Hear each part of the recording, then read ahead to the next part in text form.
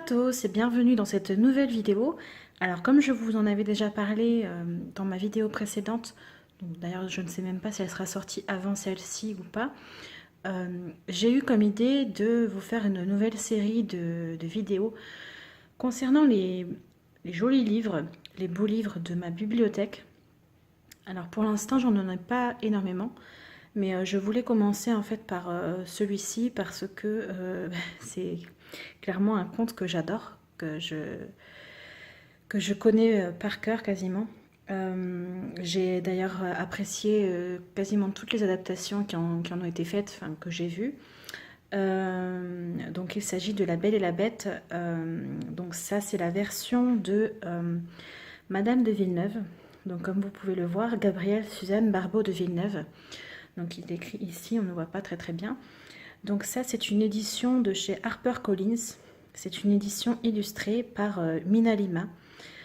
Je me suis fait plaisir en fait à mon anniversaire et je me suis procuré ce joli livre que je trouvais extrêmement beau.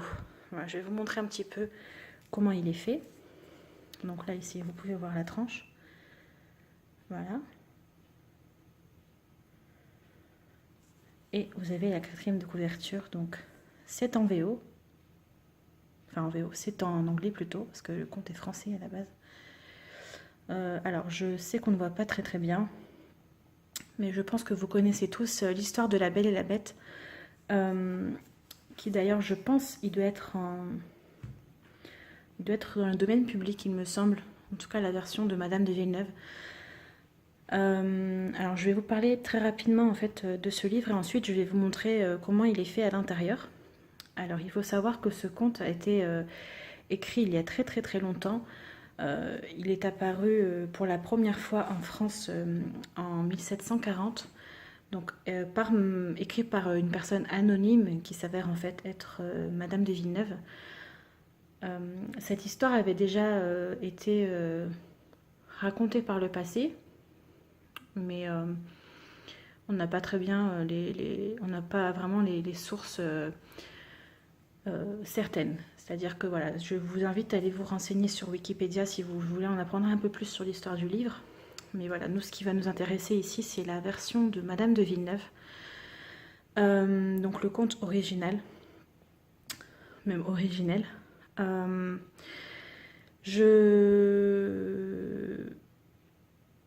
trouve que cette couverture est vraiment très très très belle. Elle représente énormément l'univers du livre. Alors il faut savoir ensuite que l'histoire elle a été reprise par Madame de Beaumont aussi, donc dans une version abrégée, c'est-à-dire qu'elle a supprimé toute la dernière partie qui va concerner un petit peu la dispute des fées, les raisons pour lesquelles le prince a été changé en bête, etc. D'ailleurs c'est une des parties que j'ai un petit peu le moins aimé dans ce conte, dans ce conte-ci en tout cas. Il faut savoir aussi que ce conte, il a été énormément adapté au cinéma. Les trois versions que moi j'ai en tête, ce sont surtout celles de Jean Cocteau. Donc je crois que elle date de 1947, je crois, ou quelque chose comme ça, avec Jean Marais dans le rôle de la Bête. Ensuite, il y a eu l'adaptation française avec Vincent Cassel et Léa Seydoux. Je crois que c'était en 2014. Et ensuite, beaucoup plus récemment, évidemment, la version pour Disney dans laquelle il y a Emma Watson. Voilà, cette adaptation pour moi est la meilleure. Enfin, j'ai beaucoup aimé la version française aussi parce qu'elle était un peu plus poétique, j'ai trouvé. Mais la version américaine avec Emma Watson, je trouve qu'elle est très magique. Elle est, voilà, les images sont très très belles. J'ai d'ailleurs pleuré en ayant vu le film, hein. Voilà, alors je connaissais très bien l'histoire. Donc on revient sur le livre. Je vais vous le présenter. Alors, ceux qui ne veulent pas en savoir trop sur le livre, parce qu'il y a en fait il y a des éléments interactifs à l'intérieur. N'hésitez pas à fermer la vidéo hein, si vous ne voulez pas être spoilé.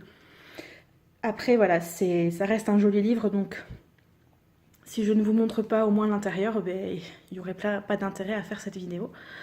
Donc on va commencer, voilà, je vous ouvre ce magnifique ouvrage que j'adore. Voilà, donc The Beauty and the Beast. Ici, vous pouvez voir la page de présentation. Donc, alors, très très drôle. On a la petite rose, sachant que dans cette version, il n'est nullement fait part de la fameuse rose enchantée, comme vous avez d'ailleurs pu le voir en fait dans une vidéo que j'ai faite donc sur un update lecture, je crois. C'était une des toutes premières vidéos que j'ai dû faire. J'essaierai de vous mettre le lien comme d'habitude par ici en suggestion de vidéo où je vous explique un petit peu le conte de Madame de Villeneuve. Donc c'est la version française que j'avais lue. Celle-ci, donc je ne l'ai pas lue. En même temps, c'est la version de Madame de Villeneuve, mais en anglais. Donc voilà, je connais l'histoire. Je n'ai pas encore pris le temps de découvrir entièrement le livre de fond en comble, parce que voilà, je me le garde pour les jours, comme on dit, les jours pluvieux, avec un plaid, à découvrir les jolies choses. Voilà, donc ici vous avez le détail des chapitres.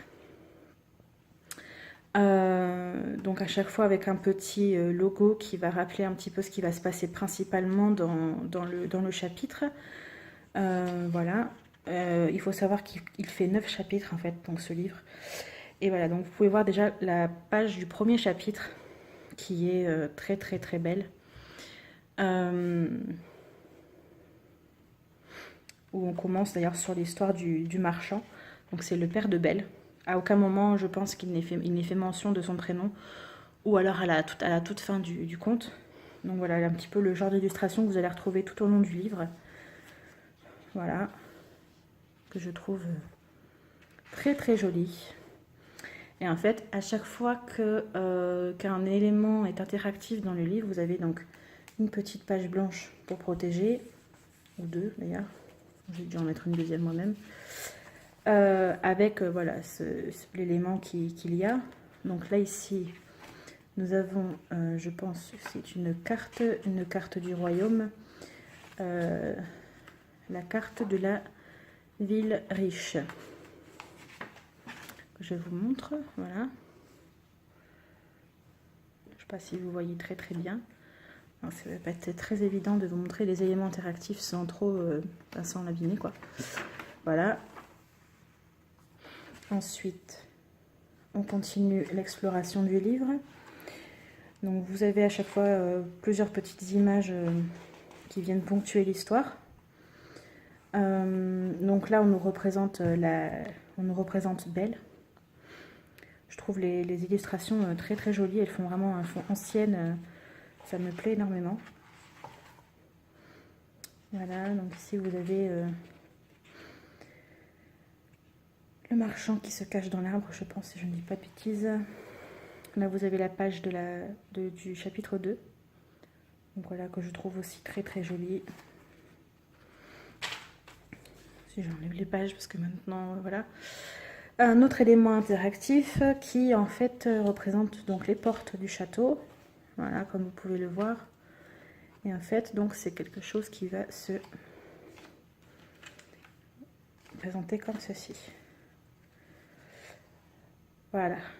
Donc, je ne sais pas si vous vous rappelez, mais Belle, elle explore un petit peu le château dans lequel elle est retenue prisonnière. Et donc, ça représente un petit peu, en fait, toutes les pièces qu'elle va découvrir.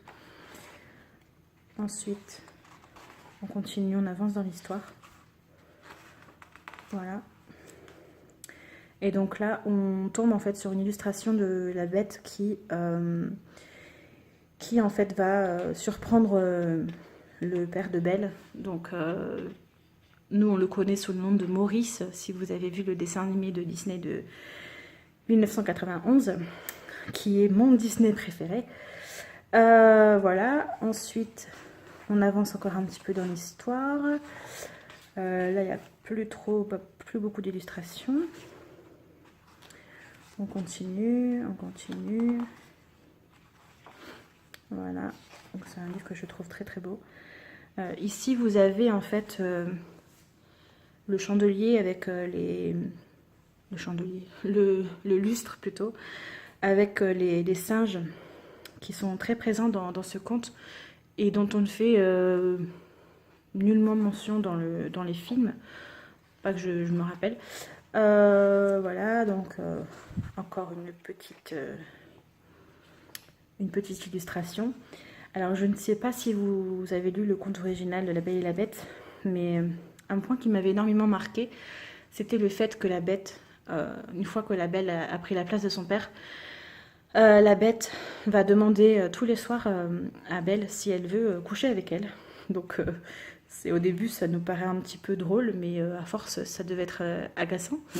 Donc ça évidemment ça a été retiré de la version de Disney, hein, vous vous doutez bien. Et j'ai trouvé ça assez intéressant en fait, c'est tout le côté un peu philosophique de Belle.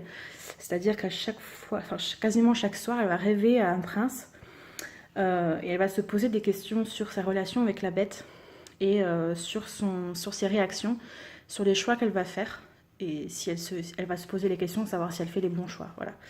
J'ai trouvé ça très intéressant. Donc ici on a encore un événement on a encore un élément pardon, interactif. Donc il symbolise un petit peu l'armoire magique avec toutes les tenues que Belle peut avoir. Voilà, donc sous forme de roue. Donc symboliser des toilettes par différentes couleurs. Là, donc vous avez une cape, après des robes d'été, une robe un peu pour la lecture. Voilà. Je trouve ça très très joli également. Ensuite, on avance encore dans l'histoire. Là, on découvre un petit peu le prince auquel elle rêve durant ses rêves. Donc, vous avez aussi des images qui ponctuent un petit peu les différents chapitres du livre. Ensuite, nous avons une espèce de cage à oiseaux qui est également interactive. Voilà, donc en tirant délicatement sur le perroquet, vous avez les oiseaux qui apparaissent. Voilà, donc j'ai trouvé ça assez sympa. Encore une fois, vous avez les singes. Ensuite, on passe au chapitre 4. Donc là, c'est quand Belle va explorer le palais. Hein, parce que bon, les premières pièces que je vous ai montrées, là, l'élément interactif, c'est quand le père de Belle va explorer le château. Là, ici, vous avez une petite carte avec différents chiffres qui doivent correspondre, je pense, aux différentes salles qu'elle va un peu explorer. Voilà, donc entre bibliothèque, salle de bal, elle peut voir tous les opéras qu'elle souhaite. Alors celle-ci n'était même pas ouverte. Voilà, donc là il y a des petits effets miroirs. Donc je trouve ça aussi très joli. Ensuite, nous avançons également dans l'histoire. Là ici, en fait, nous voyons l'illustration des coffres que la Bête autorise la Belle à remplir pour rentrer chez elle, pour aller voir un peu ses sœurs. Ensuite, nous arrivons au chapitre 5, donc le fameux moment où Belle retourne chez elle. Elle a promis à la Bête qu'elle reviendrait, et si elle ne revient pas, ben, la bête mourra. Donc voilà, on découvre encore pas mal de petites choses. Ensuite, nous avons également un autre élément, un nouvel élément interactif. Donc c'est sous forme d'un anneau. Vous pouvez le voir avec une pierre ici. Et en fait, il y a deux éléments. Donc vous avez premièrement famille et maison. Voilà, donc c'est chez elle. Et en tournant, on arrive à château et bête, avec l'illustration du château et de la bête. Voilà. Ensuite, je vous montre un peu plus rapidement, hein, parce que voilà. Vous avez les autres chapitres. Donc, la Belle qui rencontre le prince. Donc ça, je pense que ça doit être les différentes fées.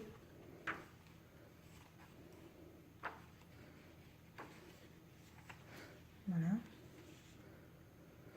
Ensuite, vous avez un chapitre qui est consacré à l'histoire de la Bête. Donc là, on va en apprendre un petit peu plus sur pourquoi il a été transformé. Encore de jolies illustrations. Un nouvel élément interactif que j'aime beaucoup. Voilà. Fairy Book of Everything. Je trouve très joli.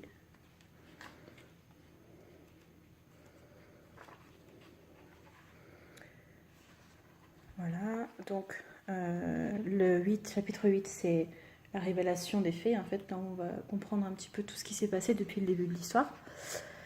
La partie que j'ai peut-être un petit peu le moins appréciée. Voilà. Et ici, vous avez la carte de l'île Fortunée. Donc, c'est un peu là où vivaient les fées, en fait. Hein. Vous voyez qu'il y a tous des animaux, enfin des choses un petit peu mystiques comme les sirènes. Vous avez des poissons, toutes sortes d'animaux. Voilà. Je trouve la carte un petit peu...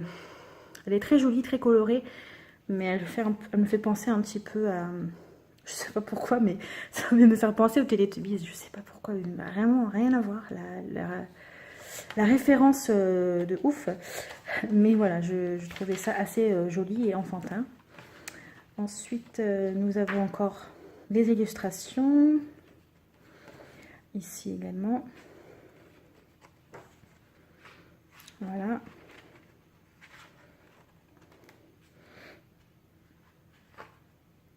Et donc là, on arrive à la fin du livre. Alors, j'ai dû louper le passage au chapitre, au dernier chapitre. Bon. C'est bien lui qui avait 9 chapitres au début.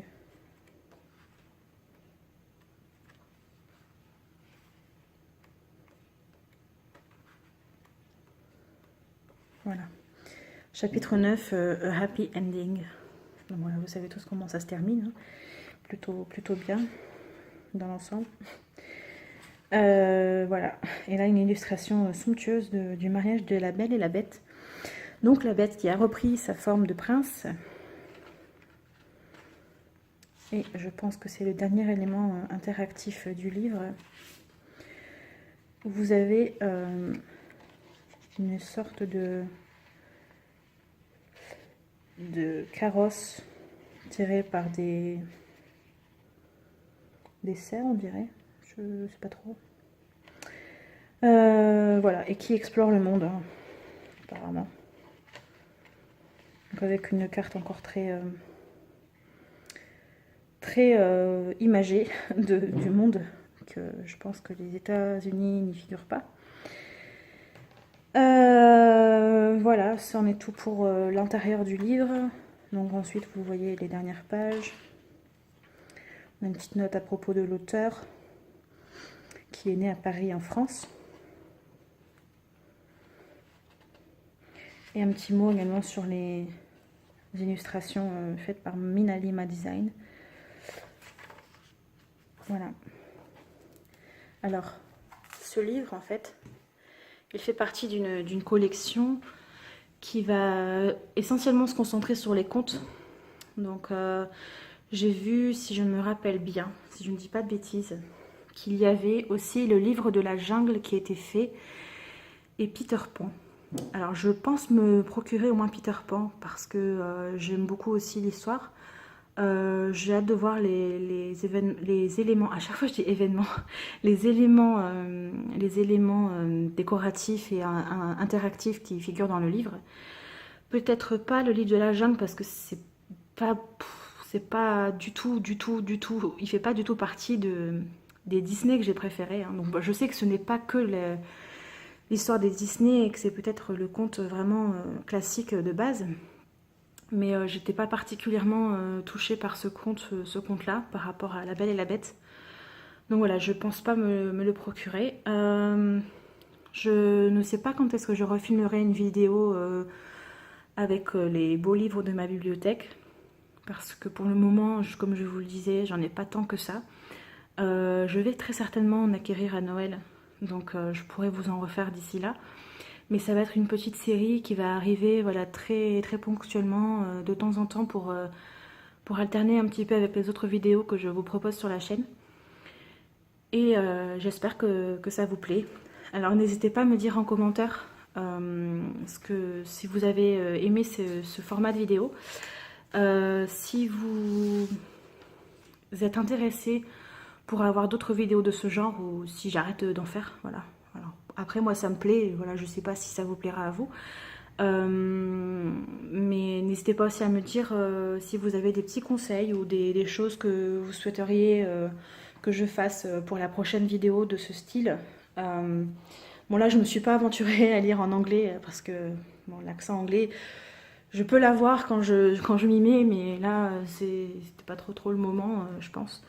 Après certainement les beaux livres que je vais avoir, que je vais vous proposer, ce sera des histoires que j'aurai déjà lues ou que vous aurez déjà lues aussi certainement, parce que ce sera certainement des classiques ou des incontournables de la littérature. Donc voilà, je pense pas avoir spécialement d'intérêt à lire l'histoire ou le début de l'histoire en général. Voilà, je pense que je vais m'arrêter là. Si vous avez apprécié la vidéo, n'hésitez pas à liker, ça m'encouragera. Et si vous n'êtes pas encore abonné à la chaîne, n'hésitez pas à le faire, c'est gratuit et vous verrez comme ça mon évolution un petit peu et les autres vidéos que je propose également. Je vous dis à très bientôt, là je m'apprête à aller travailler. Prenez soin de vous, faites-vous plaisir, essayez de lire quand vous en avez l'occasion. Ne vous forcez jamais à lire un livre que vous n'aimez pas. Si vous n'accrochez pas à une histoire, ce n'est pas grave. Et pour ma part, je vous dis à très bientôt et je vous fais des bisous. Ciao ciao!